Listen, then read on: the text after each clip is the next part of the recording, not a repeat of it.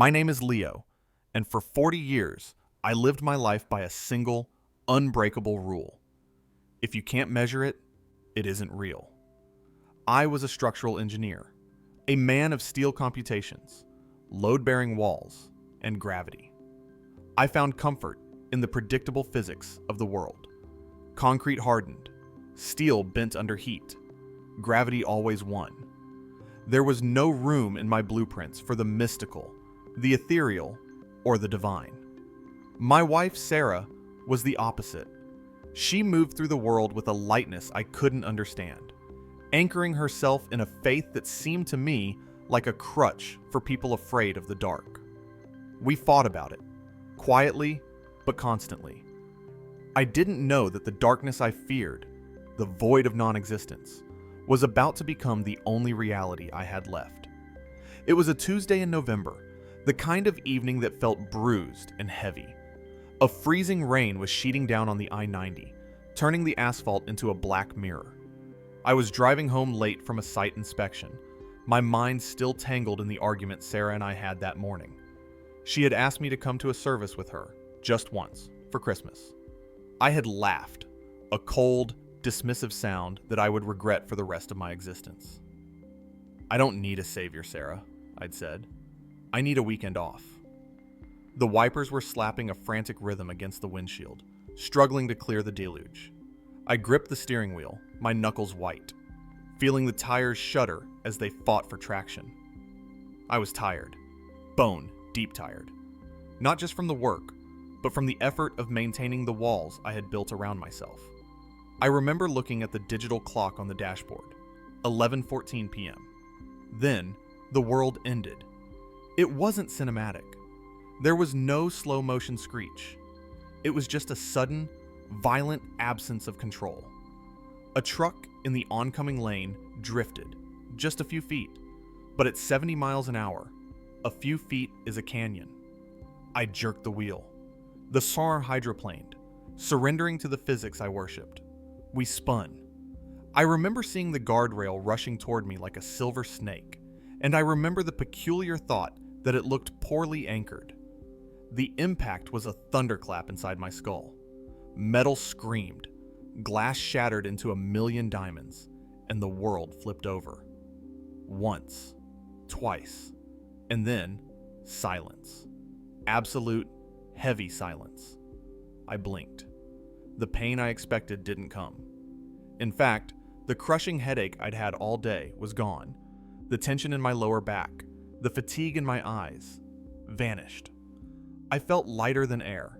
I took a deep breath, expecting the smell of gasoline and burnt rubber, but the air was crisp, like ozone after a summer storm. That was close, I thought, reaching for the door handle. I pushed the door open and stepped out. The rain was still falling, but I didn't get wet. The drops seemed to pass through me, shimmering like tiny ghosts. I looked around, confused. My car, a dark sedan, was crumpled like a piece of paper against the concrete median about 30 feet away. Steam was hissing from the engine block. "Wait," I said aloud, but my voice didn't echo. It didn't make a sound at all. It was more of a vibration in my mind. I walked toward the wreck. Curiosity overtook fear. I needed to see the damage. I needed to assess the structural failure. As I got closer, I saw a figure inside the driver's seat. The roof had collapsed inward, pinning the driver against the steering wheel. The scene was gruesome. Blood, dark and viscous, was pooling on the dashboard. I leaned in closer, peering through the shattered window. The man inside was wearing my jacket. He had my graying hair, my watch, my wedding ring. I recoiled, stumbling back. "No," I whispered. "No, that's me." Panic, cold and sharp, should have seized me, but it didn't. Instead, a profound detachment washed over me. I was looking at my body the way one looks at a discarded coat. It was something I had worn, something that had served its purpose, but it wasn't me. I was here. I was standing on the road. I was more alive, more lucid than I had ever been in the 40 years I spent inside that broken shell. The sirens began then. I could hear them in the distance, but they sounded melodic, like orchestral strings rather than alarms. I watched as the ambulance arrived, the red and blue lights painting the wet road in surreal colors. Paramedics rushed out, their movements frantic. I wanted to tell them to slow down, that it was okay, that the man in the car didn't need help anymore because the man in the car was empty. I tried to touch the shoulder of a young EMT who was prying at the door. My hand passed right through his yellow raincoat. He shivered and zipped his collar up, muttering about the cold. "I'm right here," I said, trying to project the thought. "I'm fine. Tell Sarah I'm fine." But they couldn't hear me. I was a frequency they couldn't tune into. As I watched them work on my body, the world around the highway began to fade. The edges of my vision blurred, not with darkness, but with a gray mist. The rain stopped. The noise of the sirens dropped away until it was just a hum. The concrete beneath my feet dissolved. I was no longer standing on the I-90. I was floating in a vast gray void. It wasn't scary. It was just waiting. It felt like a train station before the train arrives. Then, I felt it. A pull. It wasn't physical, like a hand grabbing me. It was magnetic. It was a tug on the very center of my being, calling me upward. I turned away from the wreckage, away from the broken body, and the frantic paramedics. They felt like a dream I was waking up from. I looked up. In the distance, through the gray fog, a pinprick of light appeared. It was small at first, like a distant star, but it was growing brighter by the second. And it wasn't just light. It was a feeling. Even from this distance, I could feel it radiating a warmth that I had never known existed. It felt like the memory of my mother's kitchen on a Sunday morning. It felt like the moment I fell in love with Sarah. It felt like coming home. I began to move toward it, or rather, I was drawn to it. The gray mist evaporated, burned away by the intensity of the brilliance. As I got closer, the light became golden, liquid, and alive. It wasn't blinding, it was clarifying. I could see colors I didn't have names for, shimmering hues of ultraviolet and deep resonant golds that sang as they moved. And then I realized the light wasn't just energy, it was a person. Standing at the threshold of this brilliance, waiting for me, was a man. He didn't look like the stained glass windows or the statues I had mocked. He looked ordinary, yet infinite. He wore a simple robe that seemed woven from the light itself. I stopped. The skepticism, the engineer's logic, the "if I can't measure it, it isn't real" mantra, it all shattered. I was standing in the presence of something that defied all measurement. He looked at me. His eyes were the color of honey and fire, and when he looked at me, I felt completely exposed. He saw the argument with Sarah. He saw the lies I'd told. He saw the pride, the arrogance, the closed doors of my heart. I wanted to look away in shame. I wanted to hide in the darkness. But then, he smiled. And in that smile, there was no judgment. There was no tally of my structural failures. There was only an ocean of terrifying, overwhelming love. "Leo," he said. He didn't speak English, or any language I knew. He spoke directly to my soul.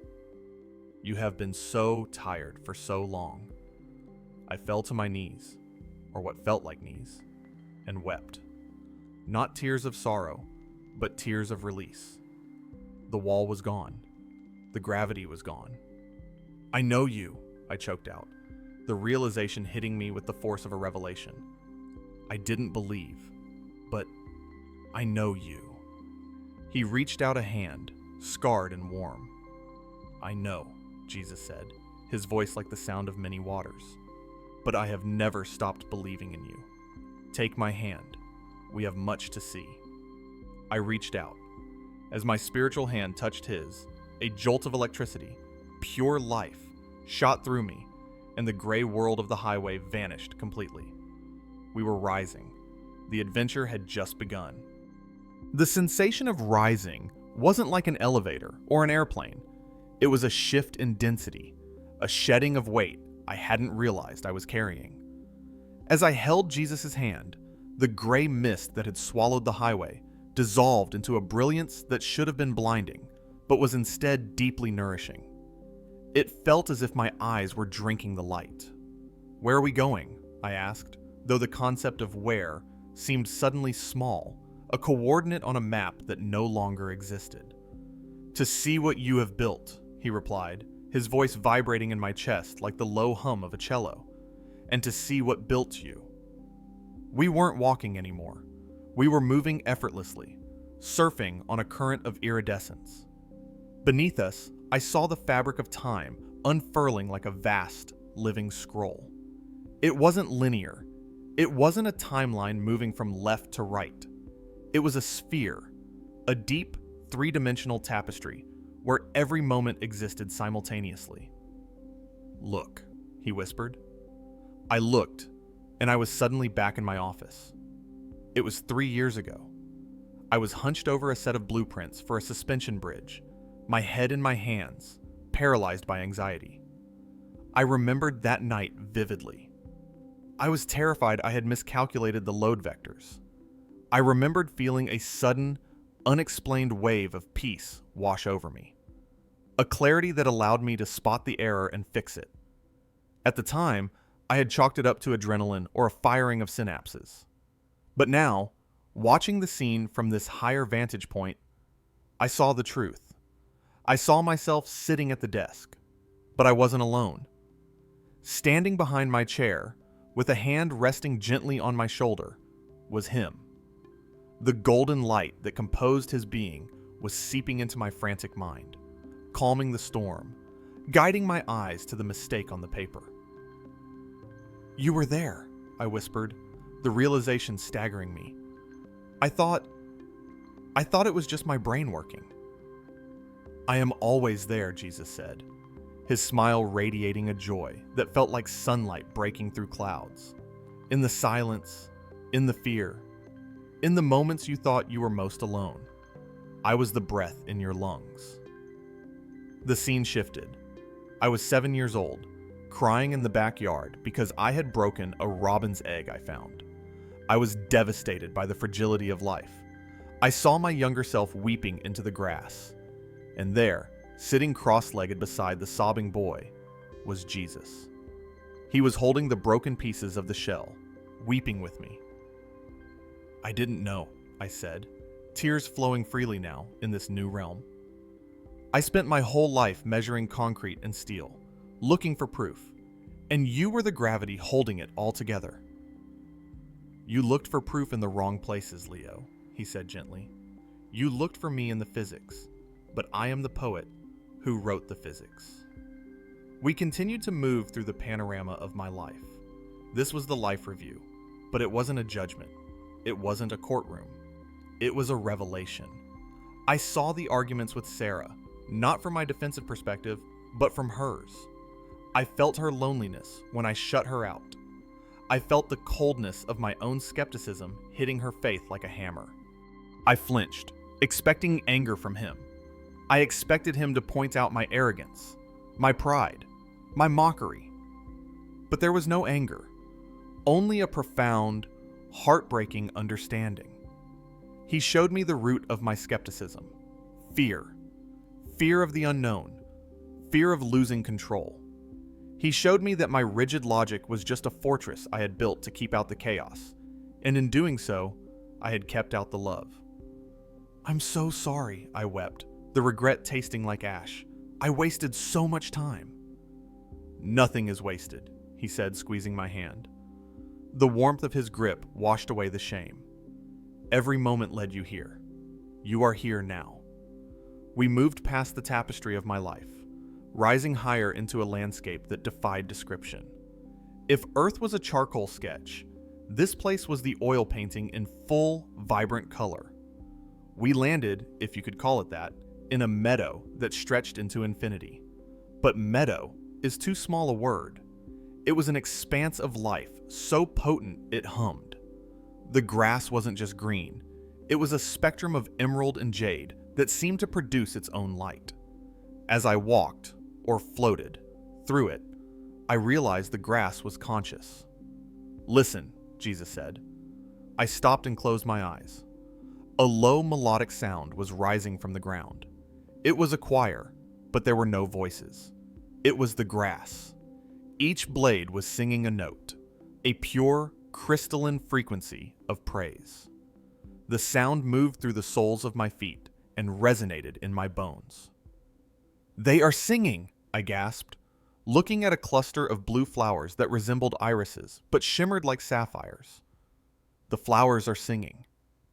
"Everything here lives in the breath of the Father," Jesus explained. "On earth, life struggles to survive. Here, life struggles to express the joy of its existence." I looked at the trees in the distance. They were tall, with leaves that looked like silver coins, trembling and quaking even though there was no wind. They were keeping time with the song of the grass. The entire landscape was a symphony, a living orchestra, conducting itself in perfect harmony. I felt a question rising in me, the engineer's question that had haunted me on Earth. The question of suffering, the question of the accident. "Why?" I asked, looking at him. "Why the pain? Why the crash? If this place is so perfect, why is the world back there so broken?" Jesus stopped and turned to me. His expression became solemn, but the joy in his eyes didn't fade. It deepened into a fierce compassion. "The shadow proves the light, Leo," he said. He didn't give me a theological lecture. He didn't give me a formula.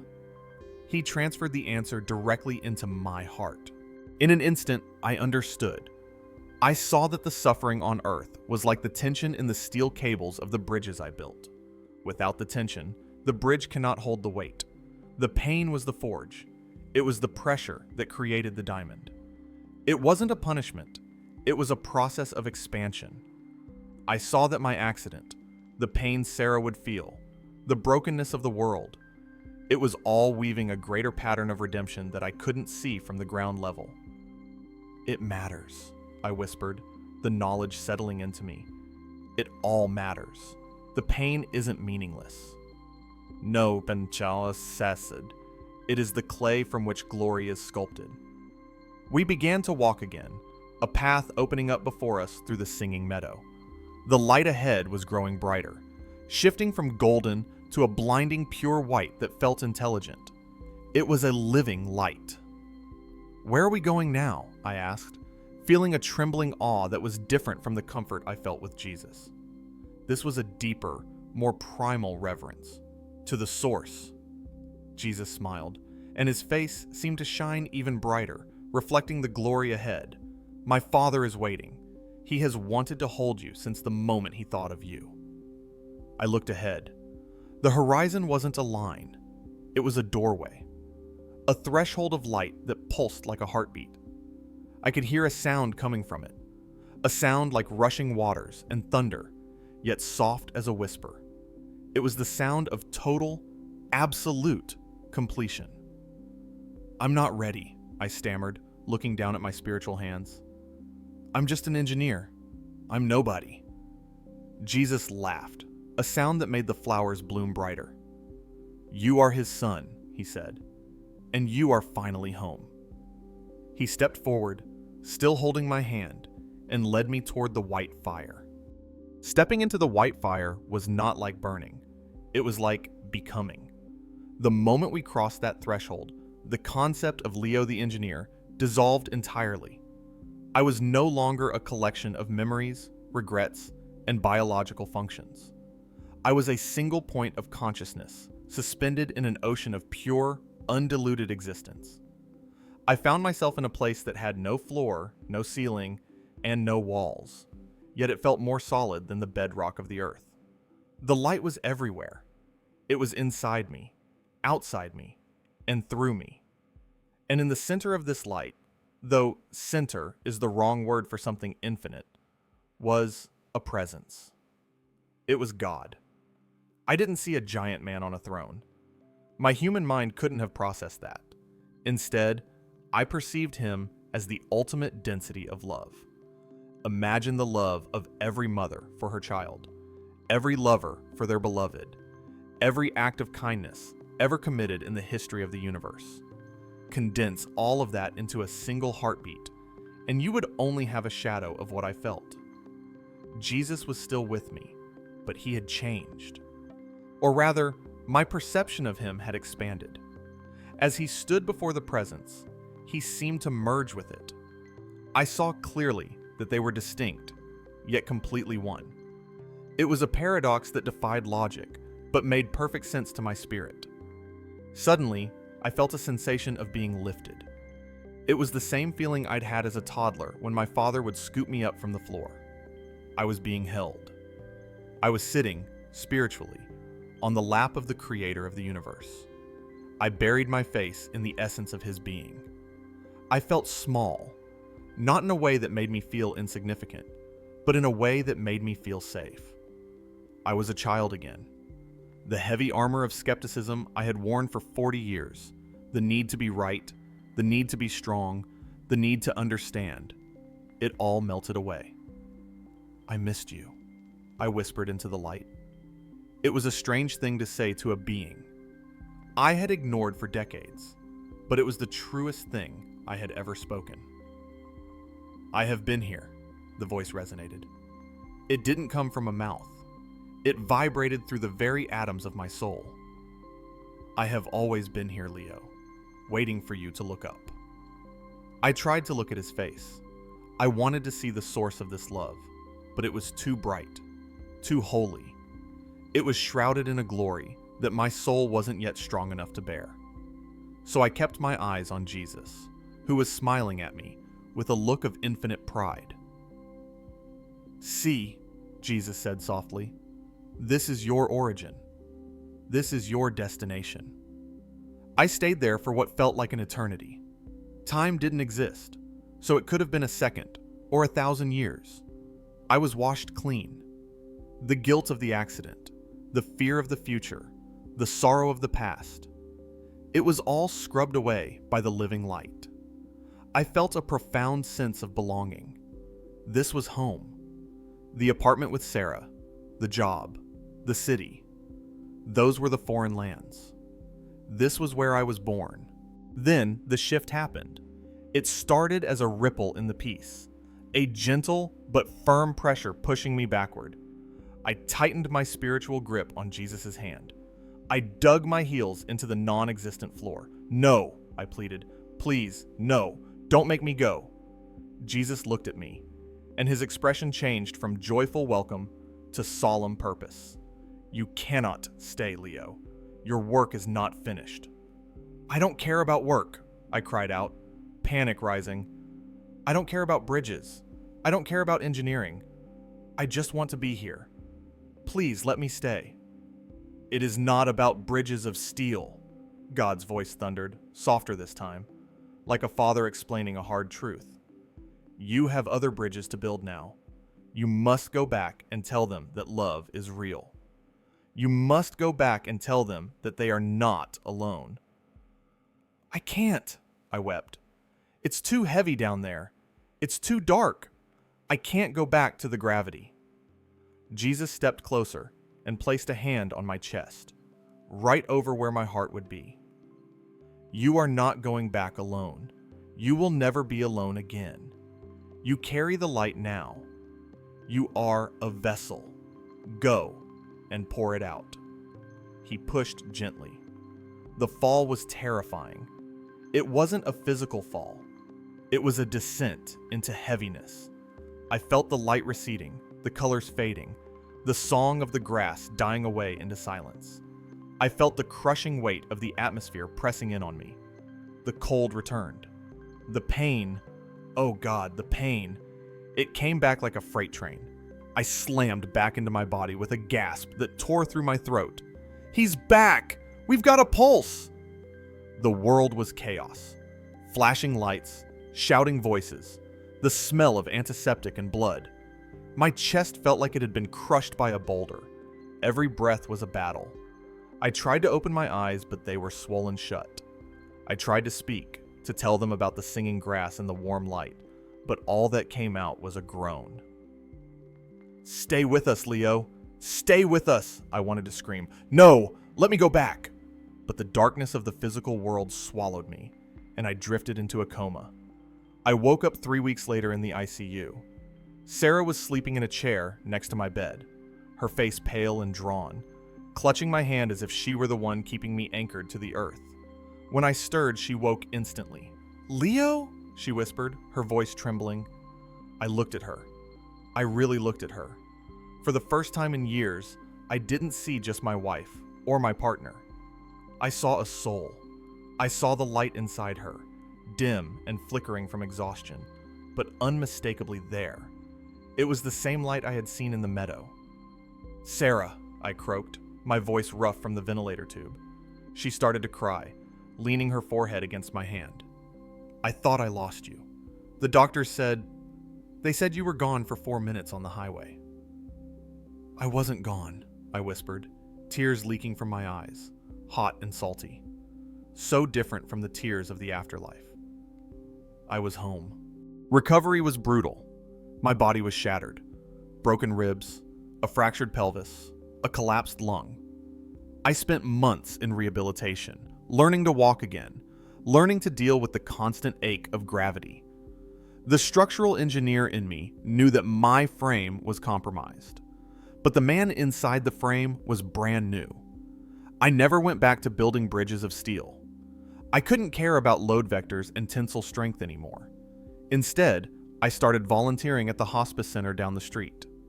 I would sit with people who were terrified of the dark, people who were standing on the edge of the abyss I had once feared. I would hold their hands, just as Jesus had held mine. I would look them in the eye and tell them what I knew. Not what I hoped, but what I knew. "It's not the end," I tell them. "The darkness isn't real. The light is waiting. And the grass, you should hear the grass sing." Sarah and I don't fight about faith anymore. We don't need to. She sees the change in me. She sees the peace that anchors me now, a peace that defies all measurement. I still miss it.